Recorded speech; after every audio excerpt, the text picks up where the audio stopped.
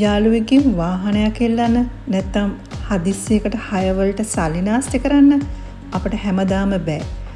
වයස කීයක් වුණත් Tamanටම කියලා වාහනයක් පදවන්න පුළුවන්කම තියෙනවා කියන්නේ ලොකු නිදහසක් වගේම අත්‍යවශ්‍යම ජීවන කුසලතාවයක්. මම මගේ ඩ්‍රයිවිං ලයිසන් එක ගත්තේ 2026 මැයි මාසේ. ඒ නිසාම මේ සිස්ටම් එකේ සිද්ධ වෙලා තියෙන අලුත්ම අප්ඩේට්ස් මම හොඳින්ම දන්නවා. ගොඩක් අය හිතන්නේ ලයිසන් එකක් ගන්න එක හරිම සංකීර්ණ දෙයක් කියලා. හැබැයි අපි මේ වීඩියෝ සීරීස් එකෙන් කතා කරන්නේ ඔටෝ කාර්ස් එහෙමත් නැත්නම් ස්වයංක්‍රීය මෝටර් රථ ගැන විතරයි. මැනුවල් වාහන වගේ ක්ලච් බැලන්ස් කරන්න, ගියර් මාරු කරන්න නැති නිසා ඔටෝ කාර් ලයිසන් එකක් ගන්න එක ගොඩක් ලේසියි. මෙහි ප්‍රධාන පියවර 3ක් තියෙනවා. 1. Medical report. මුලින්ම NTMI ජාතික ප්‍රවාහන වෛද්‍ය ආයතනයට ගිහින් වෛද්‍ය සහතිකයක් ගන්න අවශ්‍යයි.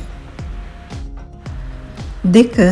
ලියාපදිංචිය සහ ලිඛිත විභාගය.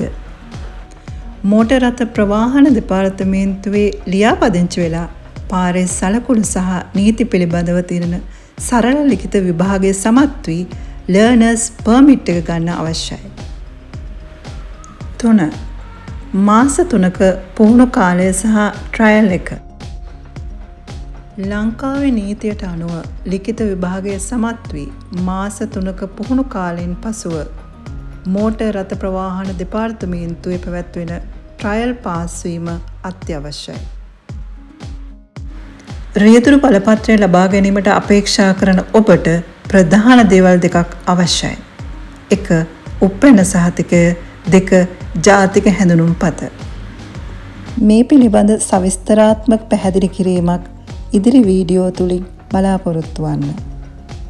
මෙම වීඩියෝ මාලාව නැරඹීමෙන් රියදුරු බලපත්‍රයක් ලබා ගැනීමේ ක්‍රියාවලිය පිළිබඳව ඔබව දැනුවත් කර අතරමැදියන්ගේ වංචනික ක්‍රියාවලට හසු නොවී කිසිදු අපහසුතාවයකින් තොරව නීත්‍යානුකූලව ඔබේ රියදුරු බලපත්‍රය ලබා ගැනීමට ඔබට හැකිවනු ඇත.